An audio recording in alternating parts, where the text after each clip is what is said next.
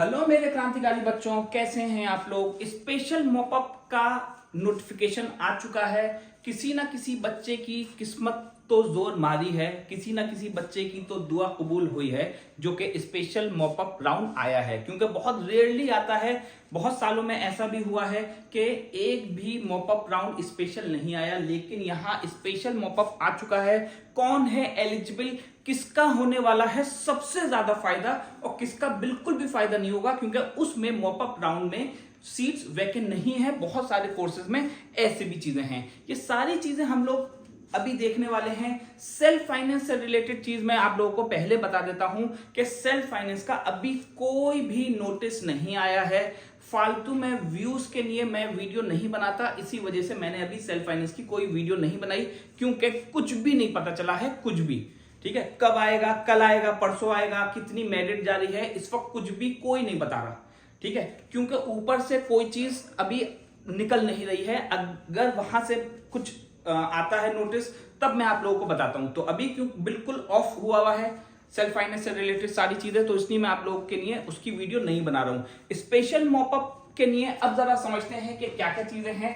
जरा समझ लीजिए पहले इसका क्या होगा स्टार्टिंग और कब करना होगा आपको अप्लाई। तो यहां हमारे पास आ गया है कि 31 तारीख में हमारे पास आ रहा है मॉपअप, और इसमें 31 अगस्त में यहां प्रिपरेशन और डिस्प्ले होगा स्पेशल मॉपअप का, जो कि 12 बजे तक होगा। 12 बजे नहीं होगा, 12 बजे तक हो जाएगा।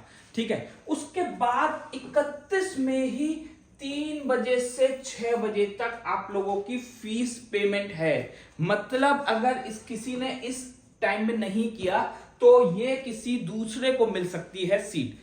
तो मॉपअप के लिए ये चीज है। मॉपअप राउंड के लिए कोई भी फॉर्म भरने की जरूरत नहीं होती है। जो लोग पहले से फॉर्म भर चुके हैं वो लोग खुद ही एलिजिबल हो जाते हैं इस राउंड के लिए। कौन बच्चे होंगे जो कि एलिजिबल हैं इस राउंड के लिए, ये भी हम लोग देखते हैं। और सबसे पहले हम यहां समझ लेते हैं 31 तारीख में, हो सकता है ये 30 में आ जाए, यहां हो सकता है 30 तारीख की रात में आ जाए, 31 तारीख की सुबह तक हो सकता है। ये जो 12 बजे तक लिखा हुआ है कि जब तक हो जाएगी।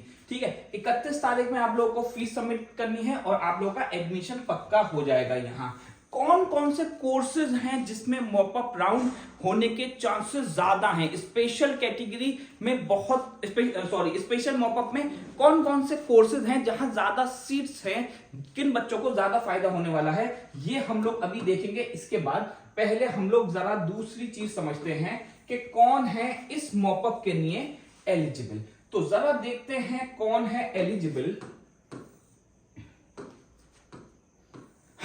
तो यहां लिखा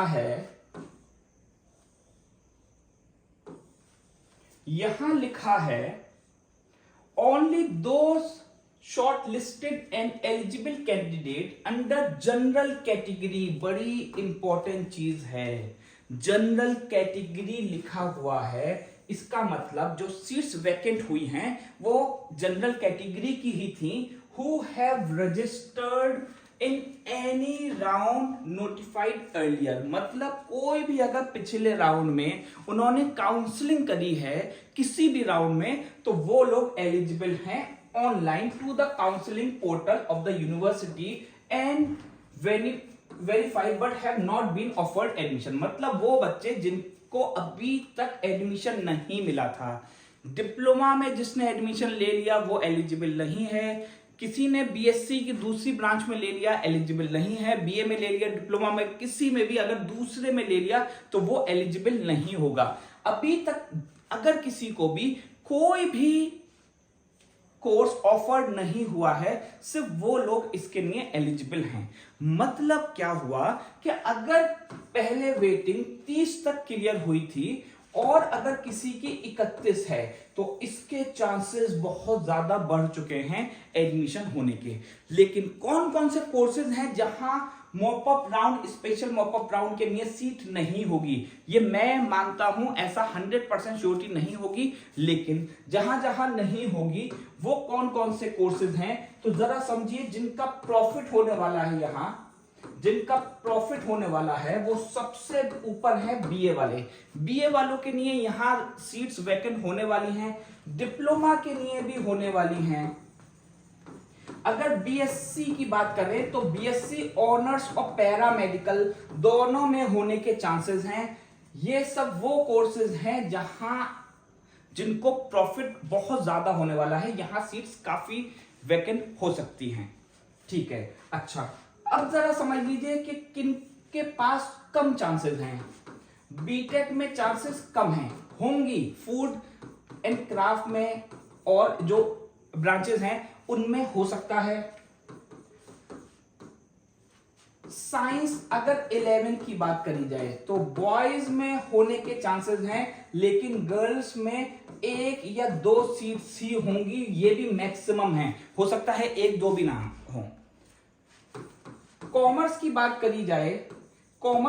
करी जाए तो बॉयज में और गर्ल्स में 1-1 सीट आने के चांसेस है, मतलब यहां प्रॉफिट बहुत कम होगा बच्चों को, स्पेशल राउंड का कोई बहुत ज्यादा फायदा नहीं होगा।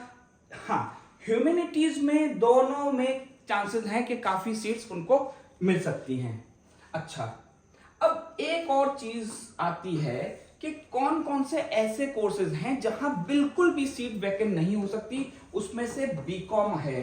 बीकॉम में बहुत कम चांसेस हैं कि आपको सीट मिल पाए। 11 साइंस में भी बहुत कम चांसेस हैं, यहां भी बहुत कम चांसेस हैं कि आपको मिल पाए। इसी तरह से जो बीएससी की अपर